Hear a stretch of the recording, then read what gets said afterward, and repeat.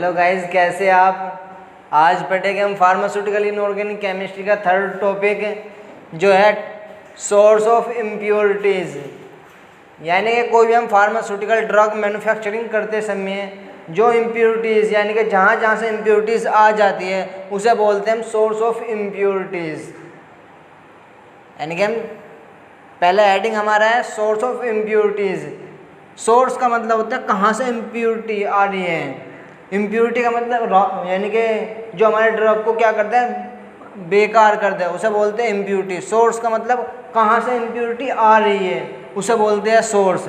यानी कि हमारे फार्मास्यूटिकल ड्रग के अंदर बहुत तरह से बहुत जगह से इम्प्योरिटी आ सकती हैं, जो कि हम स्टेप बाय स्टेप पढ़ेंगे। पहला है हमारा raw material employed in manufacturing. यानी कि हम कोई भी ड्रग मैन्युफैक्चरिंग कर रहे हैं, इस ड्यूरेशन के अंदर क्या होता है, हम रॉ मटेरियल यूज़ कर लेते हैं। रॉ मटेरियल का मतलब होता है कच्चा मटेरियल।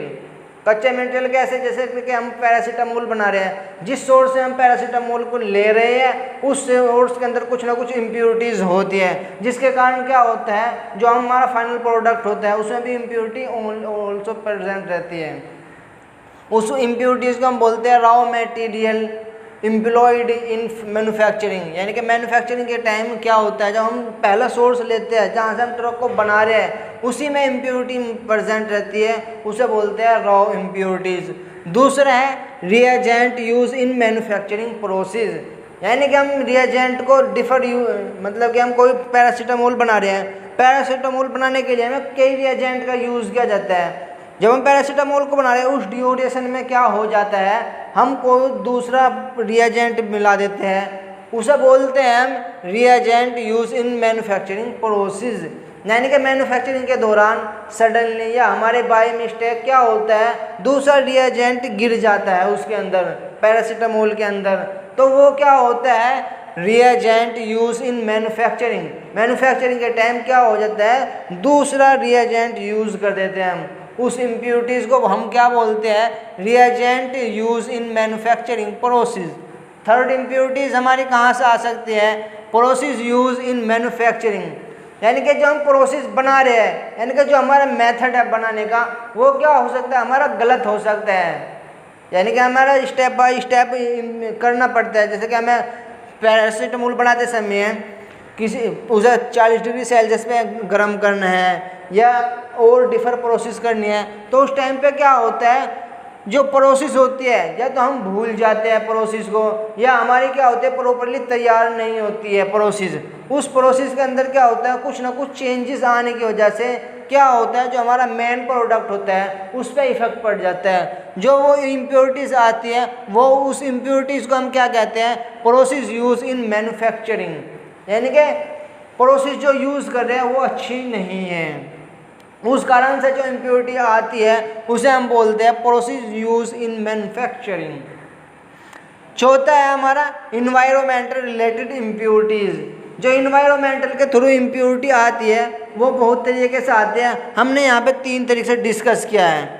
इन्वायरमेंट का मतलब होता है वातावरण, जो हमारा वातावरण है जहाँ पे हम उसे ड्रग को स्टोर कर रहे हैं, रख रहे हैं, जो टेम्परेचर दे रहे हैं, उसके कारण जो इम्प्योरिटीज़ आ जाती है उसे बोलते हैं इन्वायरमेंटल इम्प्योरिटीज़। यानी कि वातावरण जो हाँ से हमने वो ड्रग को रखा है उसके कारण से जो इम्प्योरिटी आती है वो 3 तरीके से इम्प्योरिटीज़ आ जाती है।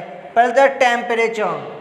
टेम्परेचर के थ्रू क्या होता है, यानी कि मान लिया कोई ड्रग को हमें 45 डिग्री सेल्सियस पे रखना, हमने रख दिया उसे 0 डिग्री सेल्सियस पे, वो क्या करेगा, तो वाटर को एब्जॉर्ब कर लेगा। उसके कारण क्या हुआ, टेम्परेचर, उस इम्प्योरिटीज़ को हम क्या बोल लेंगे, टेम्परेचर डिफर इम्प्योरिटीज़। यानी कि उसमें टेम्परेचर हमने अदल बदल कर दिया, उसके कारण जो इम्प्योरिटीज़ आती है उसे बोलते हैं टेम्परेचर इम्प्योरिटीज़। दूसरा होता है UV rays impurities. UV rays क्या होती है, हम हार्मफुल होती है। यानी कि यूवी रेस का फुल फॉर्म है अल्ट्रा वायलेट रेज। क्या होता है ये अल्ट्रा वायलेट रेस, क्या होती है, एनर्जी लेंथ होती है। एनर्जी लेंथ कैसे होती है, जो यदि कोई स्किन्स पे भी गिर जाए हमारे डायरेक्टली स्किन्स को क्या कर देगा, बर्निंग, यहाँ पे काला काला जलने जैसा फील करा देगी। इतनी ज़्यादा इनमें एनर्जी होती है। यदि ये डायरेक्टली फार्मास्यूटिकल ड्रग पे गिर जाती है वो ड्रग क्या होता है, डेस्ट्रॉय हो जाता है, यानी ख़राब हो जाता है। जो जो रेडिएशन के थ्रू इम्प्योरिटीज़ आ जाती है उसे बोलते हैं हम यूवी रेस इम्प्योरिटीज़। तीसरा है हमारा ह्यूमिडिटी इम्प्योरिटीज़। ह्यूमिडिटी का मतलब होता है नमी, यानी कि आज के जैसे मौसम चल रहा है बरसात का, जैसा कि हम चीनी, साल्ट या स्वीट्स, शुगर को हम यदि खुले में रख दें तो वो क्या कर लेगा, और उसकी क्या होती है हाइड्रोस्कोपिक प्रॉपर्टी होती है, यानी कि वाटर को एब्जॉर्ब कर लेते हैं वो इन्वायरमेंट से हमारे जो जैसे कि हमने देखा आजकल के टाइम में क्या होता है, यदि हम नमक का ढक्कन थोड़ा सा लूज करते हैं तो उसमें 1-2 दिन के बाद क्या हो जाता है, वो नमक थोड़ा थोड़ा गीला टाइप हो जाता है, उसमें क्या होता है नमी यानी कि मॉइस्चर आ जाता है। वो भी क्या है, साल्ट भी तो हमारे एक ड्रग है, यानी कि इफेक्ट दे रहा है, यानी कि किसी का क्या हो जाता है हार्ट की प्रॉब्लम हो जाती है, उससे NS लगाया जाता है, यानी कि नॉर्मल सैलिन यानी कि वाटर वही नमक ही है। तो हम क्या होगा, जो इम्प्योरिटी उसमें ह्यूमिडिटी के द्वारा आती है उस इम्प्योरिटीज़ को बोलते हैं ह्यूमिडिटी इम्प्योरिटी, यानी कि वातावरण, यानी कि उसके जो इम्प्योरिटीज़, यानी कि जो हमने वो साल्ट वाल्ट रखा तो उससे क्या हुआ इम्प्योरिटीज़ आ गई ह्यूमिडिटी यानी कि इन्वायरमेंटल से, जहाँ पे हमने ड्रग को रखा है वहाँ से क्या है पानी भरा हुआ है या कुछ नमी आई हुई है उस वाटर पे, तो उस ड्रग बहुत से ड्रग की क्या होती है हाइड्रोस्कोपिक प्रॉपर्टी होती है, वो वाटर को एब्जॉर्ब कर लेते हैं अपने अंदर, जिसके कारण क्या होता है ड्रग के अंदर इम्प्योरिटीज़ आ जाती है, फिर वो अपना काम प्रॉपर्ली नहीं कर पाता। Thank you watching for my videos. Share and like and subscribe my channel. Thank you so nice.